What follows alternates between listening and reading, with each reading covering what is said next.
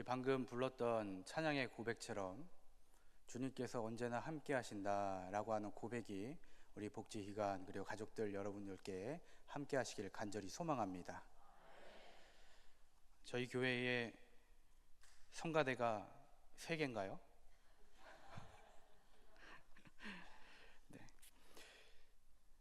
사랑하는 성도 여러분, 그리고 여기에 모인 강진 노인복지센터, 강진 양로원, 강진 사랑의 집, 생명나무 지역 아동센터의 가족들과 우리 성도 여러분, 주님의 이름으로 환영합니다. 오늘 이 자리에 모든 시간이 하나님께서 주시는 은혜로 가득하기를 간절히 바랍니다. 우리는 하나님께 예배드리기 위해 모입니다. 그러나 오늘 이 시간 우리는 한 가지 질문을 해보려고 합니다.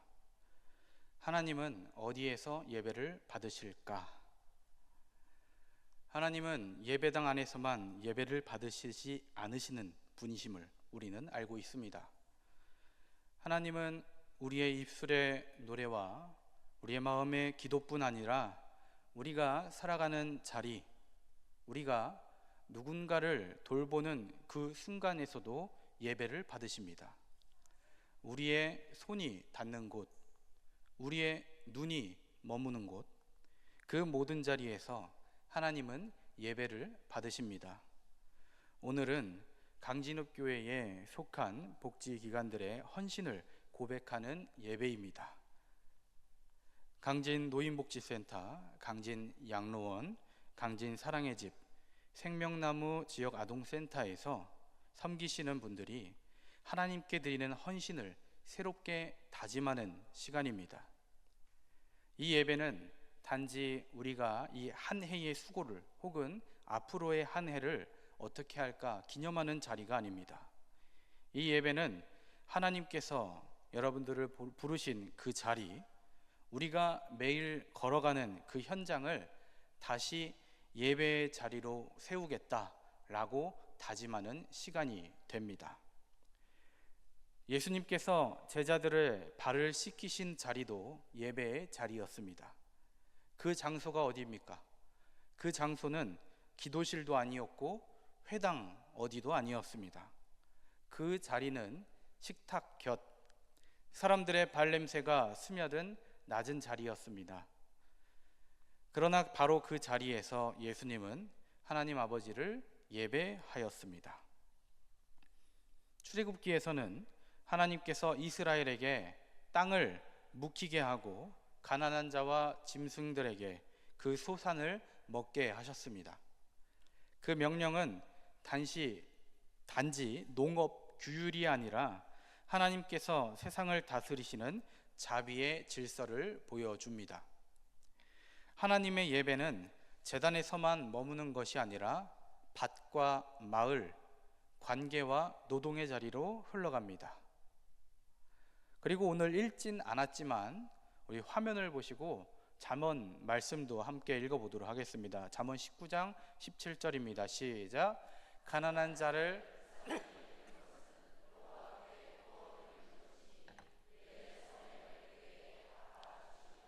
아멘. 이 한 구절은 예배의 중심을 인간의 마음으로 또 옮겨 놓습니다. 사람을 향한 자비가 곧 하나님께 향하는 예배임을 선언합니다. 오늘 말씀을 통해 하나님께서 우리의 일상 속에서 어떻게 예배를 받으시는지, 하나님의 뜻이 어떻게 우리의 손과 마음을 통해 이어지는지를 함께 살펴보고자 합니다. 요한복음 보도록 하겠습니다. 요한복음 13장은 예수님께서 제자들의 발을 씻기신 장면입니다. 만찬의 자리에서 예수님은 갑자기 일어나 겉옷을 벗으십니다. 그리고 수건을 허리에 두르고 물을 대야에 담아 제자들의 발을 씻기십니다. 이 장면, 당시 사회 질서를 뒤집는 사건입니다. 당시 그 발을 씻기는 일, 그 일은 누구의 몫이었을까? 종의 몫입니다. 스승이 제자의 발을 씻는 일, 사회적으로 용납될 수 없는, 어쩌면 들어보지 못한, 그려지지 않는 장면입니다. 그러나 예수님은 그 질서를 뒤집으십니다. 그분은 질서를 뛰어넘는 섬김을 통해 거룩함의 정의를 새롭게 정하셨습니다. 거룩은 분리나 위계가 아니라 사랑으로 낮아지는 선택이었습니다. 그래서 그리스도의 거룩은 인간의 발 아래로 내려가시는 사랑이 됩니다. 하나님은 높이 계신 분이 아니라 사람의 먼지와 냄새 속으로 몸을 낮추시는 분이십니다. 이 장면, 이 순간, 이 말씀은 단순한 봉사, 도덕적 교훈을 넘어서는 것입니다. 이것은 하나님의 통치 방식, 즉 하나님 나라의 성격을 보여주는 사건입니다. 하나님 나라는 권력으로 세워지는 것이 아니라 섬김으로 세워진다 라고 하는 것을 우리에게 보여줍니다. 하나님은 힘으로 복종시키는 것이 아니라, 복종시키는 분이 아니라 사랑으로 사람을 변화시키는 분이 되십니다. 예수님은 제자들에게 이렇게 말씀하십니다. 함께 읽어보도록 하겠습니다. 내가 너희에게 행한 것 같이 너희도 행하게 하려 하여 본을 보였노라. 아멘. 너희도 행하게 하려 하여서 이러한 본을 보였다. 이 말씀은 단순히 끝나는 명령이 아닙니다. 예배의 본질에 대한 선언입니다. 예배는 들은 말씀을, 오늘 들려진 그 말씀을 나의 삶으로 행함으로 완성되는 것입니다. 지식보다 순종, 기도를 품은 실천이 예배를 진실하게 만듭니다. 복지의 현장은 바로 이 복음의 실천이 일어나는 그 자리입니다.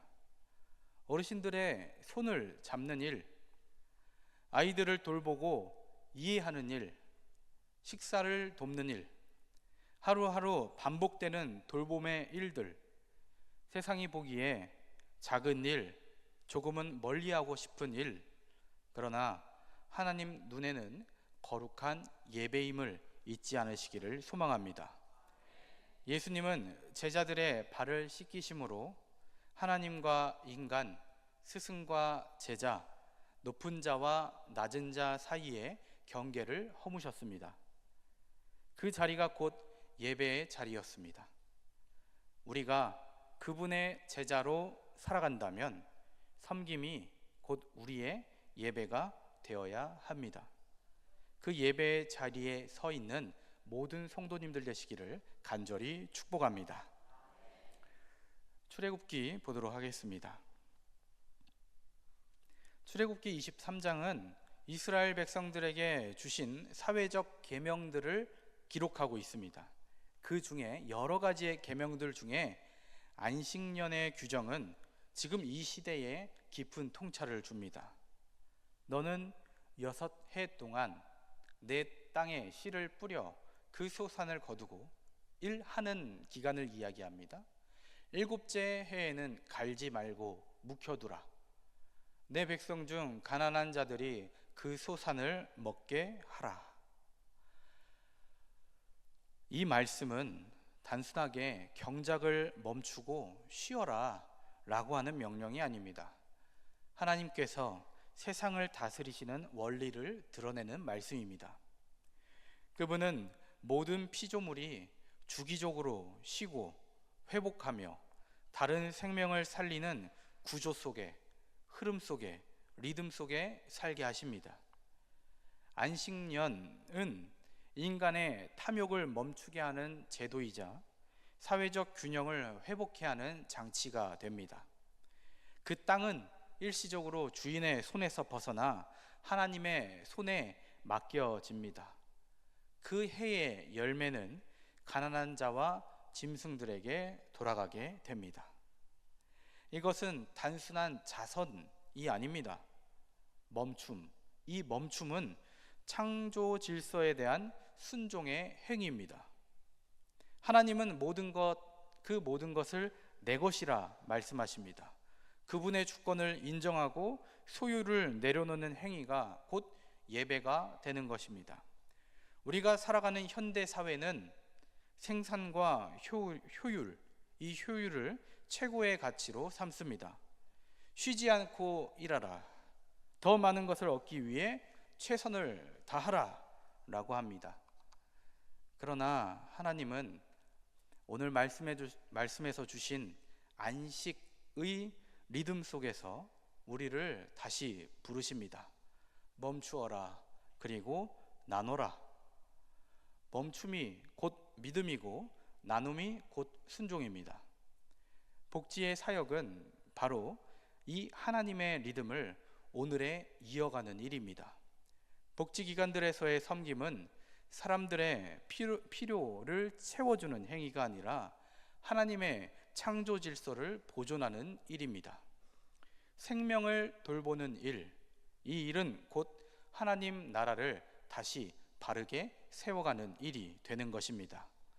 우리가 가진 시간과 재정, 노동과 열정, 이것들이 이웃을 살리는 방향으로 흘러갈 때 하나님은 그 일과 그 순간 모두를 예배로 받으십니다. 예배당의 찬양이 섬김의 손길로 흘러갈 때 섬김의 그 장소는 하나님의 예배당이 됩니다. 잠언 보도록 하겠습니다. 잠언 19장 17절에서 가난한 자를 불쌍히 여기는 것은 여호와께 꾸이는 것이니 그의 선행을 그에게 갚아주시리라. 아멘. 이 구절은 복지의 사역을 새로운 눈으로 바라보게 합니다. 섬김은 일방적인 배품이 아닙니다. 그것은 하나님과의 관계 속에 있는 거룩한 교환입니다. 우리가 누군가를 돕는 그 순간 하나님은 그 사랑을 빛으로 받으시고 그 손길을 예배로 기록하십니다. 이것이 바로 성경이 말하는 예배, 관계, 어울림 속에서 드려지는 예배입니다. 예배는 제단의 제사만이 아니라 사람과 사람 사이의 관계 속에서 드러나는 하나님과의 동행입니다. 우리는 종종 우리 자신이 한 선행을 말씀에 따라서 잃어버리게 되죠. 오른손이 한 일을 왼손이 모르게 하듯이. 그러나 하나님은 우리의 오른손이 한 일을 하나하나 다 알고 기록해 두십니다. 작은 일 하나도 잊지 않으십니다. 하나님께서는 우리가 눈물로 희생하며 섬긴 그 날들 한날 한날들을 기억하시고 우리의 손끝에서 흘러간 사랑을 제사의 향기로 받고 계십니다. 복지기관에서의 사역은 결코 작은 일, 당연한 일이 아닙니다. 그것은 하나님의 기억이 머무는 자리이며 하나님의 마음이 일하시는 자리가 됩니다. 사랑하는 성도님들, 한 명 한 명의 섬김 자체가 하나님께 드리는 기도가 됩니다. 하나님은 그 기도를 잊지 않으십니다. 하나님 앞에서, 사람 곁에서. 요한복음의 예수님은 섬김으로 예배를 새롭게 정의하십니다. 출애굽기의 하나님은 나눔의 리듬으로 세상을 보존하십니다. 잠언의 지혜자는 그 섬김을 하나님께 드린 예배로 봅니다. 이 세 본문이 말하는 중심은 하나입니다. 참된 예배는 하나님께 드려지고 사람에게 흘러간다. 복지기관의 사역은 그 복음의 한가운데에 서 있습니다. 예배당의 찬송이 복지의 현장으로 이어질 때에 그 모든 순간이 하나님께 드려진 예배가 됩니다. 하나님은 예배당의 찬송이 삶의 고백이 되어 삶의 자리로 퍼져나가길 원하십니다. 성도님들의 손이 닿는 자리, 성도님들의 사랑으로 섬기는 그 사람 곁에서 하나님은 예배를 받고 계십니다. 하나님은 우리의 노동을 통해 사랑을 드러내시고 우리의 손을 통해 자비를 행하십니다. 복지의 현장은 한정된 봉사의 공간이 아니라 하나님께서 거하시는 제단이 됩니다. 섬김의 자리에 서 계신 우리 모든 성도님들, 바로 여러분들이 그 제단의 제사장이 되는 것입니다. 매일의 시간과 손길을 하나님께 드리며 그분의 사랑을 세상 속에 흘려보내고 계십니다. 때로는 우리의 섬김의 사역이 고되고 반복적이며 감사보다는 오해와 피로가 더 클 수가 있습니다. 그러나 하나님은 그 자리, 그 섬김, 그 고난, 그 눈물을 기억하십니다. 그분은 우리가 잊은 사랑의 순간까지 기억하시며 그 기억이 곧 하나님께 드려진 예배의 향기가 됩니다. 섬김의 자리, 그 섬김의 자리는 하나님께서 우리를 만나시는 자리입니다. 그곳에서 하나님은 이렇게 말씀하십니다. 함께 읽어보겠습니다. 너희가 이것을 알고 행하면 복이 있으리라. 아멘. 이렇게 말씀하신 이 말씀이 이루어지게 됩니다. 그 복은 물질의 보상이 아닌 하나님께서 우리와 함께 하신다라고 하는 평안과 확신이라는 것입니다. 그 평안이 사랑하는 성도님들의 마음을 지키고 그 헌신이 하나님께 드려진 제사로 완성되기를 간절히 소망합니다. 우리의 헌신은 단순한 다짐이 아니라 응답이어야 합니다. 하나님께서 너희가 이것을 알고 행하라 라고 하셨을 때 우리는 두 글자로 대답해야 됩니다. 뭐라고 대답하죠? 아멘으로 대답해야 합니다. 하나님께서 너희가 이것을 알고 행하라 라고 하셨을 때 우리는 아멘으로 대답해야 합니다. 그 응답이 복지의 현장에서 이어지고 그리고 우리 성도님들의 삶으로 이어질 때 우리 모두의 삶은 예배의 향기로 하나님께 드려지게 될 것입니다. 그러므로 기억하시길 소망합니다. 하나님은 예배당 안에서만 예배를 받으시는 분이 아니시다라는 것, 우리의 손이 닿는 그 자리, 우리가 사랑으로 섬기는 그 사람 곁에서 하나님은 예배를 받으십니다. 그때 주님은 우리 모두를 바라보시며 말씀하실 것입니다. 함께 읽겠습니다. 이제 너희가 참으로 나를 예배하였다. 아멘. 말씀을 생각하며 침묵으로 기도하도록 하겠습니다. 사랑해 주님, 감사합니다. 우리 함께 말씀 나누었습니다. 이 말씀 기억하고 우리의 삶의 걸음이, 우리의 삶에서 건네는 그 손길이 예배의 자리, 예배를 향한 손길이 될 수 있도록 도와주시옵소서. 포기하지 않고 끝까지 나에게 주어진 그 예배를 잘 감당하게 하여 주옵소서. 예수님의 이름으로 기도합니다. 아멘.